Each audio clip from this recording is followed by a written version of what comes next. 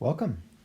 We're doing task 6.5, and it's talking about shadows, which would be shadows on the ground from the sun, going ahead, and the sun rays pointing towards the ground, and the shadow of the person as they're going around the Ferris wheel. The shadow could extend as far as all the way to the right, which would be 25 feet, or all the way to the left. So you can kind of imagine the shadow on the ground changing position as they go around the circle, right? And it's not going to be a linear relationship where it's changing position more or less. It's going to vary as you go across here because that horizontal position is varying. You can kind of get a feel. If you keep a constant angular speed, you can kind of get a feel of where it's spending more time horizontally. And we'll see that with our graph. All right. The requirements are the same. We got 25 feet radius, 30 feet above the ground. That's really not going to matter here. And then the rotation is still 20 seconds. So we can calculate angular speed. So as you're moving through the angles, there's a constant angular speed of 360 degrees for every 20 seconds. So it's still 18 degrees per second. That's the speed going around the circle. That is the angular speed. And then what we're trying to do now, we looked at vertical last time, but the shadow is going to be actually a horizontal distance.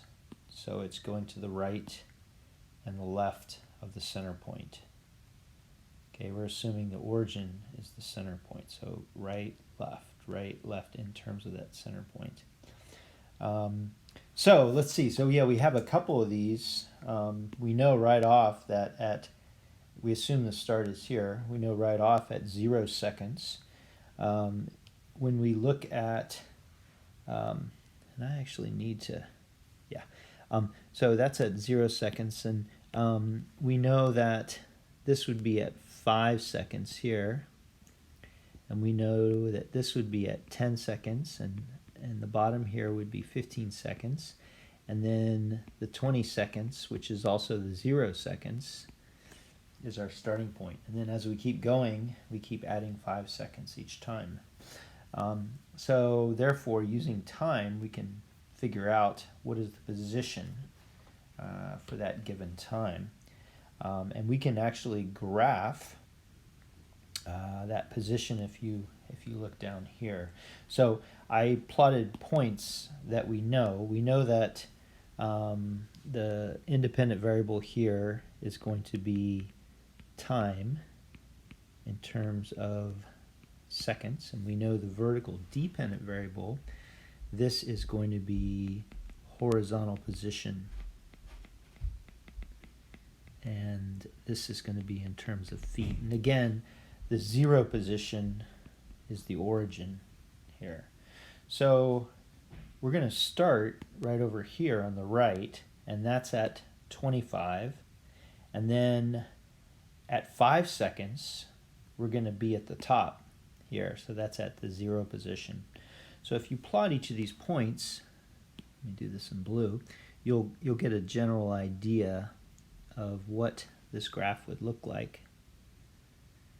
Notice it's curved. It's not a linear relationship. You can notice there's more time waiting at the 25 mark, at the 10-second mark.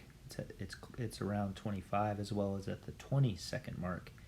It's around there. So it's less steep during those points.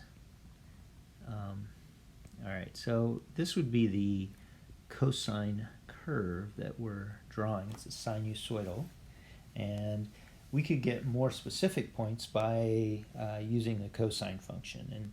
And cosine function, the reason it works, you can kind of picture it right here with a reference triangle.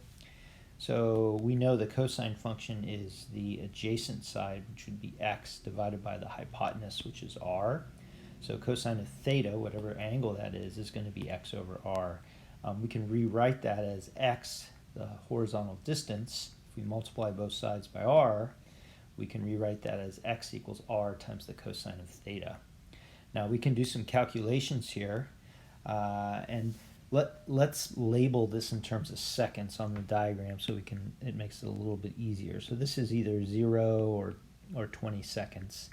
This one here was at 5 seconds, this one's at 10 seconds, and this one over here was at 15 seconds. Okay.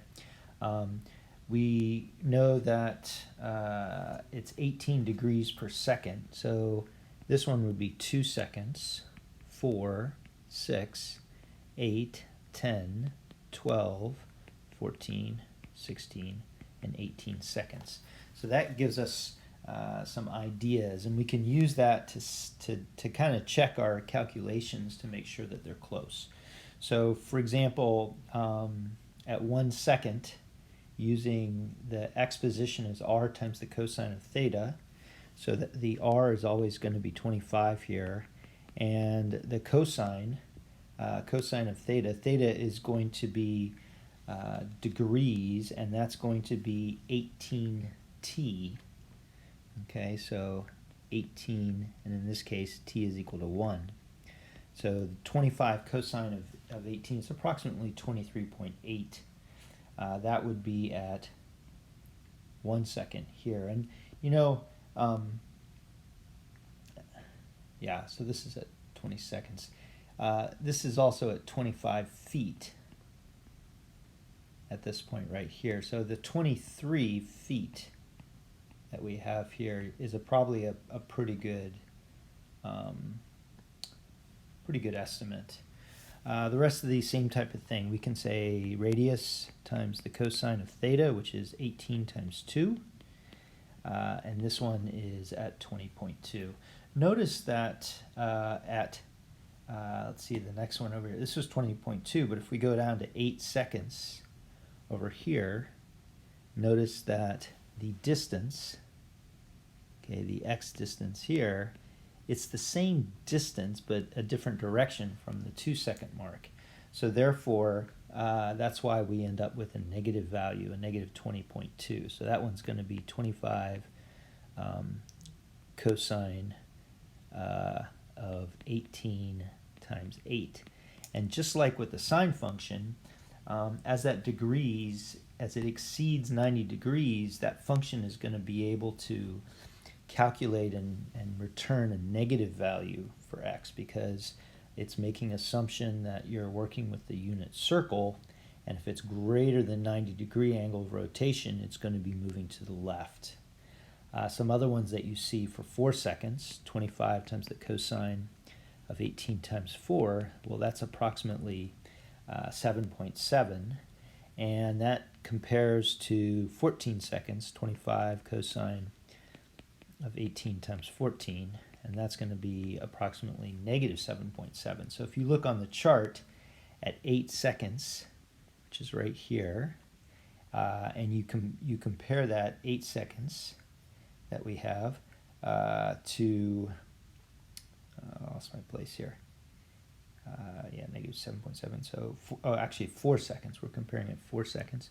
So the 4 seconds here, we're comparing that to 14 seconds, which is over here. And so when you look at those distances, the 4 second distance and the 14 seconds is the same distance, it's just in the negative direction. So the final thing is, what's the general formula?